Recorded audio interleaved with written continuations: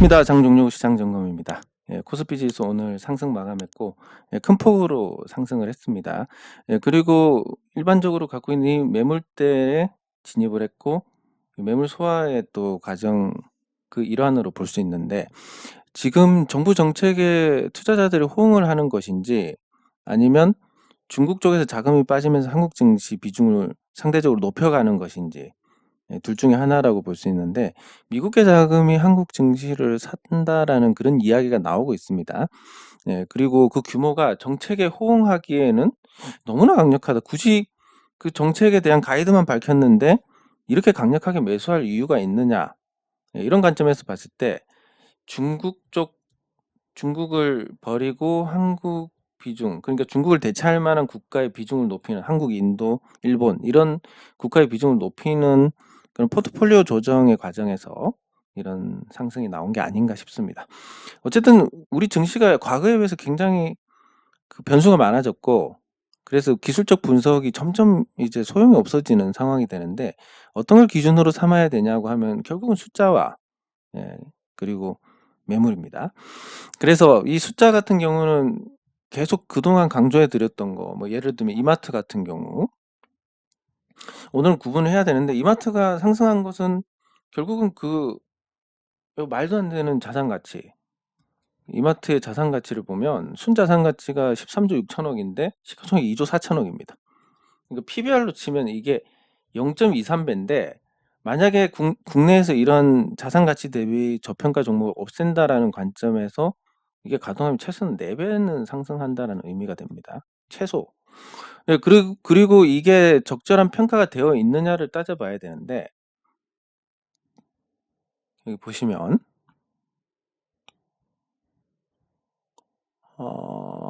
유형자산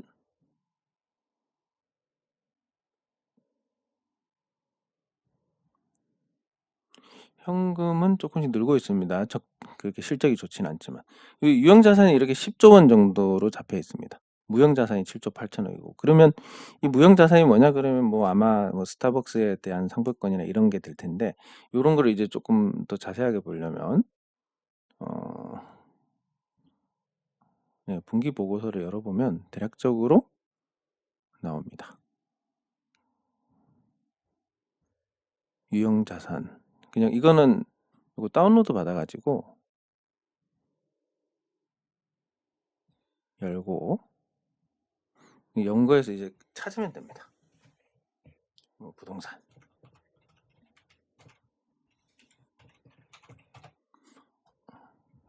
크기가 작은데 늘려가지고 무슨 회사가 많습니다. 조선호텔에 부동산 투자회사도 있고 스타필드 코엑스몰점은 임차고 이마트에서 스타필드 3개 위례 부천 명지 뭐 이런 내용들도 다 나오는데 요거를 이제 하나씩 이 긴 페이지 173페이지나 되는 이 분기 보고서를 보시면 대략적인 내용을 파악하는 게 도움이 됩니다. 그래서 지금 이마트의 자산이 잠시만 이게 우리가 목적이 그게 아니었지. 그 유형자산, 유형자산, 투자부동산, 무형자산, 사용권 뭐 등등이 있습니다. 유형자산의 주석.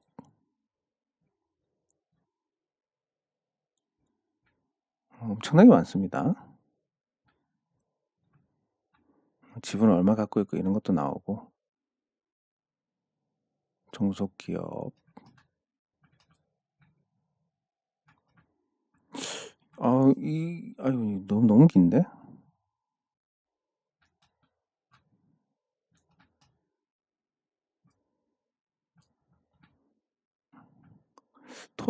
토지를 쳐야 됐었구나. 맞다. 부동산이 아니라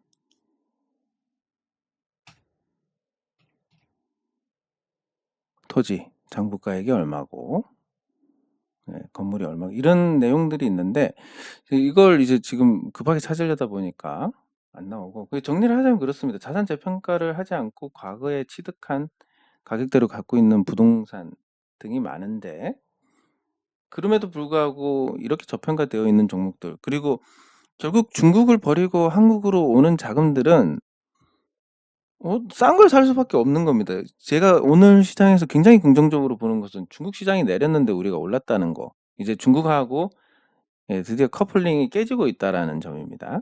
그래서 유가도 안정되고 환율도 안정되고 중국하고 연동도 깨지고 중국 증시는 오늘 보시면 뭐 한 3년 내 최저가입니다. 거의. 이 정도로 나쁜데 우리가 오늘 중국하고 완전 반대로 움직였다라는 것은 긍정적으로 볼 수 있는 거고 그러면 이제 미국을 따라가지 않겠냐라는 희망을 가질 수 있는 겁니다. 자, 그래서 우리가 지금 저평가주들이 일제히 반등하는데 그게 어떤 정책하고 외국인 매수하고 더해진 이 합작품이다라고 보는 게 적절하지 않을까 싶고 굳이 비중을 두자면 외국인 매수의 힘이 컸고 중국을 버리고 들어오는 자금의 어떤 영향이다. 이렇게 보는 게 맞을 것 같습니다. 자, 그런 관점에서 보면 이제 당연히 우리가 입장 바꿔 생각할 때 모르는 나라 대만의 주식을 산다 그러면 뭘 사야 될지 TSMC 정도는 들어보셨을 거니까 그러면 TSMC에 관심이 갈 수밖에 없습니다. 그러면 이 한국을 대표하는 종목들 중에서 현대차가 있는데 현대차 나도 알아. 근데 왜 이렇게 자산가치 대비해서 저평가돼 있지라는 그런 관점에서 들어오는 자금입니다. 실적도 좋고. 다만 금융주의 저평가는 맞는데 현대차의 저평가는 조금 다르게 보셔야 됩니다. 현대차가 지금 순자산이 101조 원입니다. 그리고 시가총액이 48조 원입니다. 이것만 보면 와 현대차같이 돈 잘 버는 회사가 자산가치 대비해서 절반밖에 안 돼? 이거 사야 되는 거야 라고 매수가 들어오는데 이게 현대차 같은 경우는 세트 산업이니까 이 부품 산업까지 시간차를 두고 다 끌고 갈 겁니다. 근데 여기서 이제 우리가 주목해야 될 건 이게 연속성이 있느냐. 물론 시세라는 것은 한번 기세를 타면 거기에 따라서 달라지기 때문에 거기에 따라서 결정이 되기 때문에 그 기세에 따라서 이걸 가지고 뭐 현대차는 사실 크게 저평가는 아니기 때문에 오래 못 간다 이런 판단은 아니지만 이 별도 기준으로 보시는 게 맞습니다. 왜냐하면 세 개가 이렇게 순환 출자 구도로 되어 있습니다. 현대차가 기아차를 지배를 하고 있고 기아차가 현대모비스를 지배하고 있고 현대모비스가 다시 현대차를 지배하고 있는 이런 구조기 때문에 연결 기준으로 얘들의 자산이 같이 잡혀버립니다. 이렇게.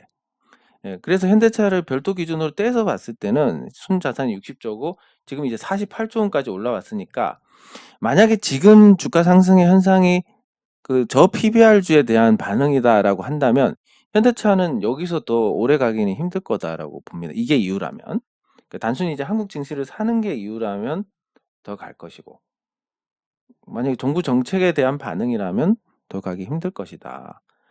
이렇게 보는 게 맞을 것 같습니다. 네, 그리고 과거의 어떤 매물도 아직 남아있는 상태입니다. 현대차는. 2010년부터 묵은 매물이 남아있는 상태라서 그래서 그 미국의 자금이 다시 유입이 된다 하더라도 현대차가 싸고 배당도 제법 많이 주네. 실적도 좋네. 이런 관점에서 이제 그리고 나 현대차 알아. 이런 정도로 사는 것이지. 이게 연속성 있는 흐름이 되기는 조금 그냥 이유가 그렇다면 힘들지만 기아 같은 경우는 다릅니다. 경우가 기아는 지금 역대 최고가입니다. 역대 최고가기 때문에 기아차를 보유한 모든 주주들은 수익입니다.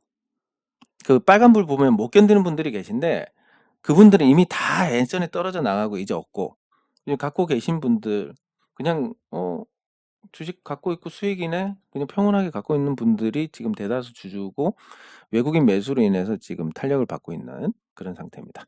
그리고 기아가 이제 주가가 올라가고 있는데 기아의 순자산이 45조고 기아의 시가총액이 48조 맞나? 기아랑 현대랑 같다는 건가? 그럴 리가 없는데. 현대차랑 기아랑 시가총액이 같아졌습니다. 조금 과한 반응인데 여기 기아 같은 경우는 이미 PBR 1배가 넘었습니다. 그리고 별도로 보면 31조인데 시총이 48조니까 지금의 트렌드하고는 맞지 않는, 이미 저평가를 벗어났기 때문에 지금은 신고가 랠리를 전개를 하고 있고, 그 신고가 랠리 전개를 하는 것이 지금 시장 분위기를 타고 가는 것인데, 이게 한번 신고가 찍으면 어디서 멈출지 모릅니다. 과거 사례를 보시더라도 한번 이게 랠리를 펼쳐가지고 신고가를 찍으면 뭐 길게는 2년, 짧아도 한 1년 가까이 상승하는 모습을 볼 수 있기 때문에, 이번 랠리가 역대 최고가기 가고 시장 트렌드에서 벗어난다 할지라도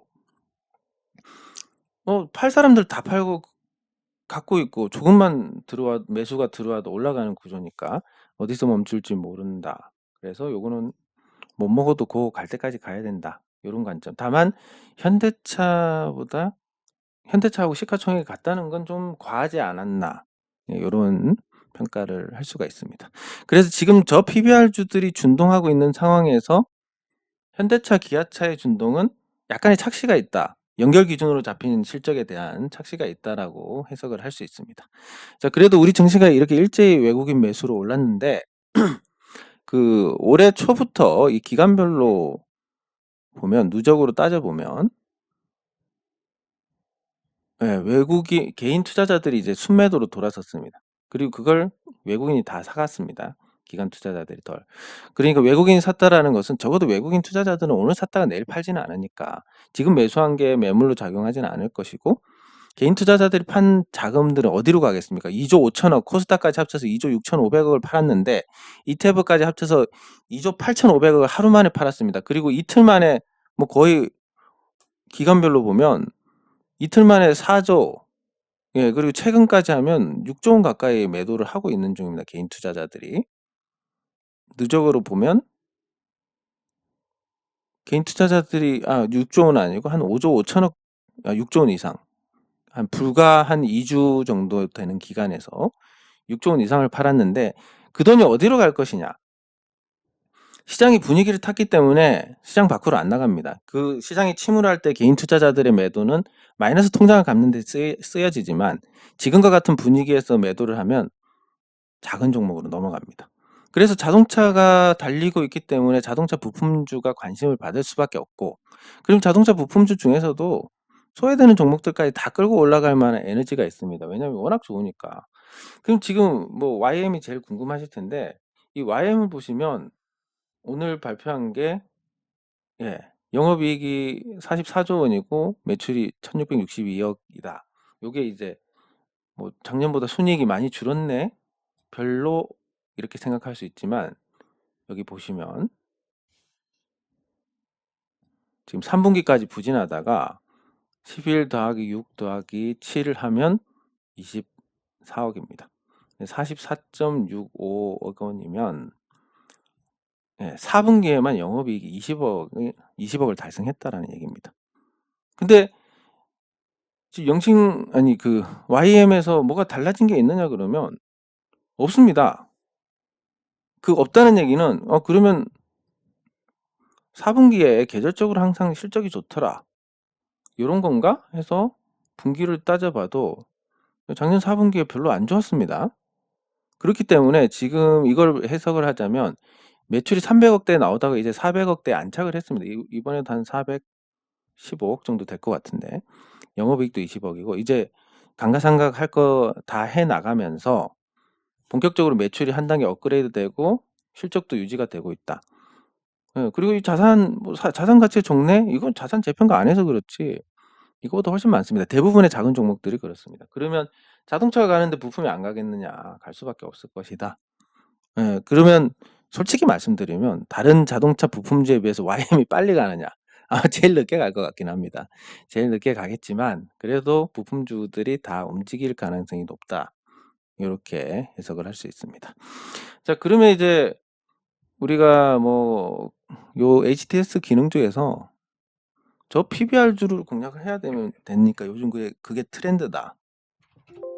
그러면 이 조건 검색을 하면 됩니다. 조건 검색이란 기능이 있는데, 간단하게 그냥 PBR 쳐가지고 PBR 범위로 또는 순위로 이렇게 찾을 수가 있습니다. 그리고 순위로 찾으면 PBR. 연간? 분기? 이걸 넣어야 되네. 그동안 너무 안 써가지고. 예, 검색하면 이렇게 나옵니다. 그러면 뭐 요 종목들 중에서 거래량 작은 거 빼고 거래량이 붙는 종목 중에서 상위니까 반대구나. 반대로 하위로 해가지고 없애고 하위 30 종목 추가, 상위는 없애고 검색 거래량. 자, 500만 주가 이건 뭐 지금 폐지 쪽으로 가고 있고 포스뱅크라는 종목이 반대구나. 하위 개념이 그게 아니고 상위 다시 추가 검색 거래량. 한미반도체 5천억의 시가총액 뭐지?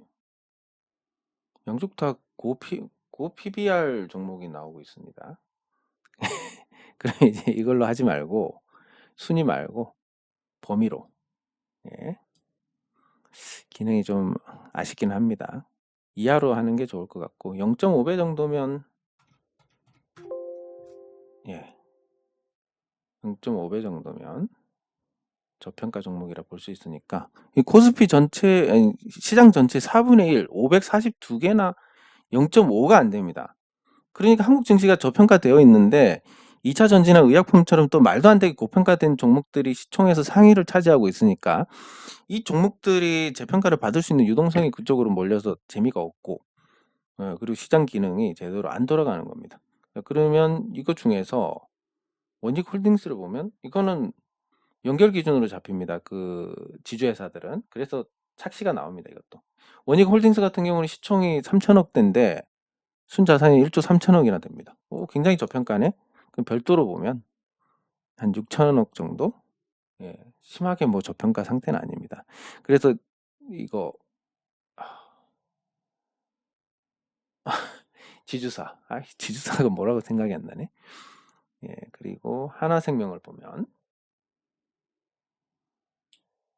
순자산이 17조 원 정도 되고 시가총액이 3조 원이다. 이건 별도 기준으로 해도 뭐 큰 차이가 없을 겁니다. 12조 원 정도 되니까. 그래서 이렇게 저평가 저 PBR 주들 이 중에서 뭐 홀딩스 빼고 우리 금융지주도 해당이 되고 대한해운도 해당이 되고 대한해운 같은 경우는 한 2조 원 정도 되는데 시총이 6천억대다. 이렇게 이제 확인하고 아직도 이 금융주들이 많이 올랐음에도 불구하고 아직도 저 PBR 주로 돼 있습니다. 뭐 하나금융지주 같은 경우도 시총이 16조 원, 많이 올랐는데 16조 원이고 순자산이 40조 원이니까 당연히 그렇고 은행주들이 저평가되어 있고 증권주들이 저평가되어 있고 보험주들이 저평가되어 있는 부분들이 이번 트렌드에서 수혜를 받고 있다. 이렇게 볼 수 있습니다. 그러면 진짜 너무 싼 거 하고 싶다. 그럼 0.3으로 한번 검색을 해보겠습니다. 수정을 해서 검색. 그래도 231 종목이나 나옵니다.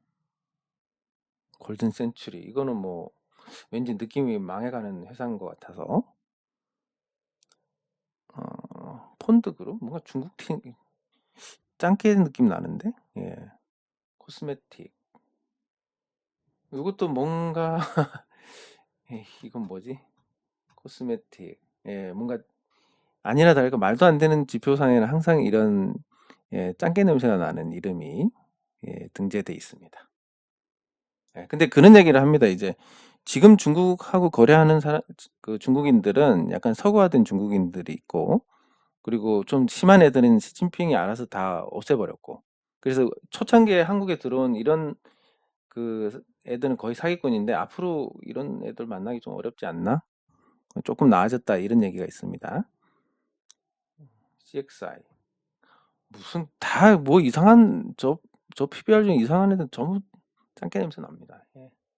그래서 이런 거 말고 중국 쪽에서 재물을 얼마든지 확인을 못 하니까 그 회계법인이 그래서 이제 이런 현상이 나타나는데 이런 거 짱깨가 주주로 있는 거 빼고 하나 흥성 이거 이게 국내에 상장이 돼 있었구나. 야, 기가 막힙니다. 그리고 BNK 금융지주는 뭐 저평가되고 그렇더라도 얘는 추천하지 않습니다. 얘들은 지금 역행을 하고 있는데 그 태양광 투자를 할 때 다른 은행들은 그냥 유치금 포기나 이런 거 해주고 하는데 유치금 포기 각서 같은 거 받고 뭐 경남은행, 부산은행은 잘 안 해줍니다. 이렇게 해가지고는 앞으로 살아남기 힘들 텐데 예. 아무튼 트렌드에 안 맞는 상태고 예. 그러면 더 한번 가보겠습니다. 0.1로 가보겠습니다. 그러면 아마 짠게밖에 안 나올 것 같은데 거래량 있는 종목으로 이거는 뭐 다 아니고 우진? 신팩, 우진. 네. 이건 반대인데. 뭐가 좀 이상합니다. 요거는 코오롱 저평가 아닌데. 이 검색식이 조금 엉망이라서 검색기가 그러면 여기에 약간의 어떤 걸 더해가지고 범위를 이거 사이로 두겠습니다. 0.1에서 0.5 요걸로 한번 수정을 해보겠습니다. 네, 많이 나옵니다. 이거는 좀 제대로 나온 것 같습니다. 휴서틸. 네. 아무래도 그 철강 회사들이 많은 부지 그리고 큰 공장 그리고 비싼 설비를 갖춰야 되기 때문에 자산이 많이 나올 거고 그래서 쭉 보면 해운주들이 좀 저평가되어 있는데 해운주들 저평가는 이유가 있습니다. 앞으로 해운 산업이 다시 치킨 게임으로 돌입할 가능성이 크니까 예. 건설주 다 뭐 내릴 만한 게 그렇게 자리 잡고 있는 것 같은데 예, 그래서 요즘 트렌드로 봤을 때 뭔가 팍 땡기는 종목이 안 보입니다. 여기서는. 그래서 그냥 잘 알고 있는 종목 중에서 자산 재평가를 했을 때 충분히 저평가 상태다. 뭐 예를 들면 이런 어디입니까? 그 YM 같은 종목들 그리고 HK 같은 종목들 이런 종목들은 비교적 확실한데 반응이 좋을 것이다라고 볼 수밖에 없는 겁니다. 왜냐하면 5천억짜리가 1조 되는 건 어렵지만 500억짜리가 1,000억 되는 건 쉽습니다. 그러면 300억이 500억 되는 건 더 쉽고 그렇기 때문에 여기서 작은 종목들 중에서 저 PBR 요 검색식에 이렇게 한번 찾아보면 되겠습니다. 조건 검색 시가총액으로 아이고 총액 범위 자, 시가총액 범위를 10억 원에서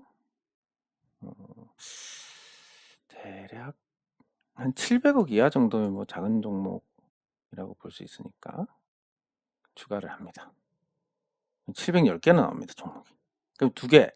그래도 이익은 봐야 되는 거 아니냐. 뭐 작은 종목 손해보면 금방 훅 가니까. 그러면 영업이익 범위. 영업이익은 뭐 이익만 내면 되니까 1억 원에서 시가총액 700억이면 70억까지는 나니까 한 100억 정도? 100억 이상 날 수도 있으니까 200억까지 수정하고 추가.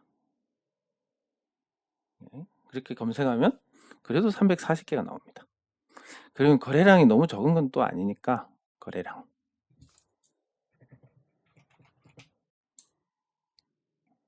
범위 만주에서 1000만주 이렇게 1000만주 검색 그래도 300 하나가 남습니다.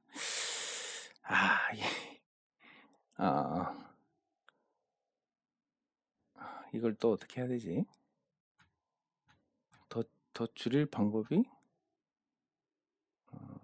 요거를 그러면 600억으로 바꿔보겠습니다. 100억 검색. 오, 훅 줄었습니다. 네.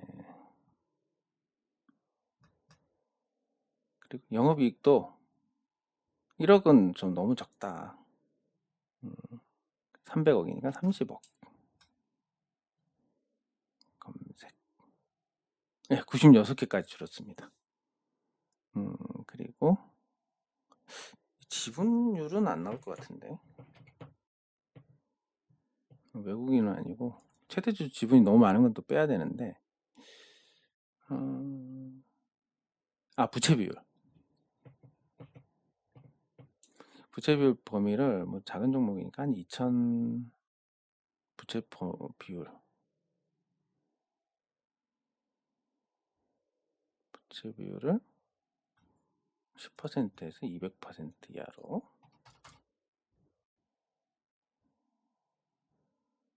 자, 다시 검색. 80만 개. 줄여도 잘 안 나옵니다. 그럼 이건 자산 재평가 안 한 경우니까 PER 범위를 이건 영업이익이 들어있으니까 뭐 사실 의미가 없는 건데 일단 이걸로 보고 거래량 순서대로 보면 짱깨 거 빼고 대신정보통신 순자산이 너무 작구나. 300억 저평가가 아니고 그러면 이거는 PBR로 PBR이 트렌드니까 PBR 범위를 1배 이하로 64개. 시가총액도 한 500억으로 잡아봅니다. 49개. 너무 많습니다. 그러면 여기서 팍 땡기는 게 보시면 HK도 있고 물론 약간 제가 억지로 여기에 맞춰간 느낌은 있습니다. 풍강 오늘 살짝 반응이 왔었습니다. 풍강은 CU-메디칼 뭔가 익숙한 종목들이 보입니다. 신진 SM은 제가 그렇게 익숙하긴 한데 많이 다루지는 않아 가지고 얘도 좀 괜찮습니다. 이 정도. 국동 적자 났고 적자를 빼면 아닌데 아까 영업이익이 있었는데 작년 기준이구나. 영업이익 연간이 아니라 분기로 바꿔보겠습니다. 10개. 예. 이 정도 되면 이제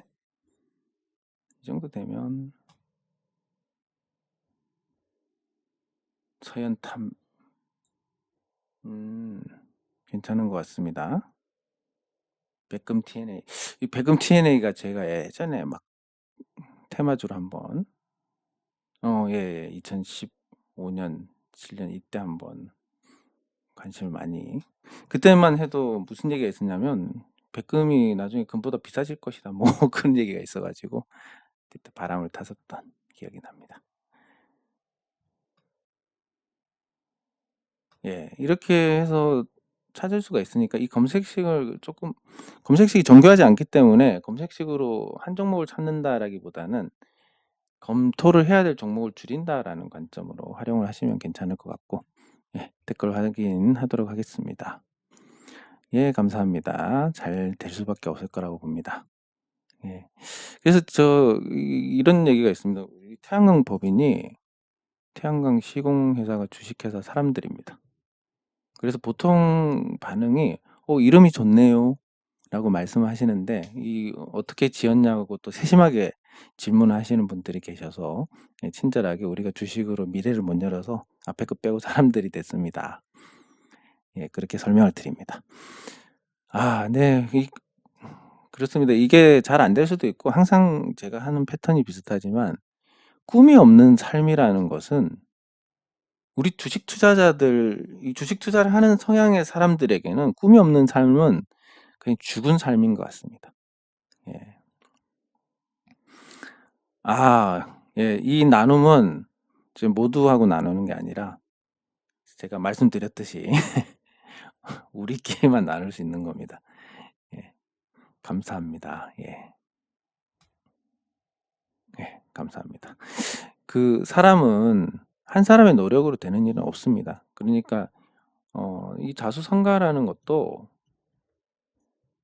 뭐 이것도 성립을 하지 않는 얘기입니다. 저 같은 경우는 아시다시피 주식으로 한번 크게 폐를 끼쳤고 또 부동산으로 한번 또 폐를 끼쳤는데 뭐 웬만한 금수저보다 더 기회를 많이 부여를 받았습니다.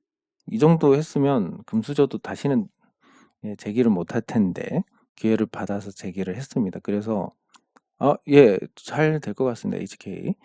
그래서 이제 헌정하는 마음으로 여러분들께 이제 사업이 안정이 됐고 앞으로 꾸준히 이익이 날 것이라는 그런 확신이 들어서 그렇게 제안을 드린 겁니다. 예, 예, 감사합니다. 예, 조금 이런 영향도 큰 것 같습니다. 아무래도 제가 기억하기로 주주수가 500만이었을 때가 있었습니다. 주식 투자자들 500만 명. 아무도 신경 안 썼는데 지금 같은 경우는 이제 1,400만 명이라는 얘기가 나오고 있습니다. 그리고 젊은 층일수록 부동산보다는 이 주식에 관심이 많습니다. 왜냐하면 꼭 우리가 집을 사야 되나? 이런 인식과 주식은 여유 자금으로 할 수 있고 왠지 나는 잘할 것 같다라는 그런 생각을 하게 되기 때문에 그래서 확실히 예전에 비해서는 신경을 많이 쓰는 것 같습니다. 예, 감사합니다. 예, 지금 이 리사이클링 사업을 설명을 드리면 어마어마합니다, 진짜.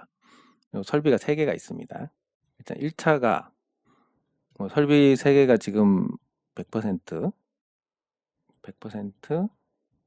20% 정도 가동을 하고 있습니다. 그래서 이걸 효율화 작업을 통해서 첫 번째로 요거를 한 110으로 끌어올리고 요 설비를 제강 분진으로 바꾸게 됩니다. 그러면 이 설비 하나가 처리할 수 있는 능력이 제강 분진 13만 톤입니다. 그러면 지금 기존에서 이익 나고 있는 거에다가 제강 분진 사업을 하는데 요게 지금 포스코에서만 한 8만 톤 정도 연간 나올 거고 이거 돈 주고 버려야 되는 폐기물을 갖고 와가지고 돈 받고 갖고 와서 이 재생 사업을 하는 겁니다. 그러니까 얼마나 이익이 될지는 상상을 초월하는데 이걸 기반으로 해서 복사를 포항에 하나 하고 당진에도 하나 할 겁니다. 그러면 20 플러스 알파가 3개가 됩니다. 그것도 여기 우리가 초반에 투자한 이후에 추가 투자비가 들어가지 않습니다. 버는 돈으로 하고 지금 당장 가동이 됩니다. 땅을 사서 공장을 짓고 설비를 맞춰가지고 시작을 한다 그러면 최소 2년 이상이 걸리는 작업이 당장 시작할 수 있게 되는 겁니다.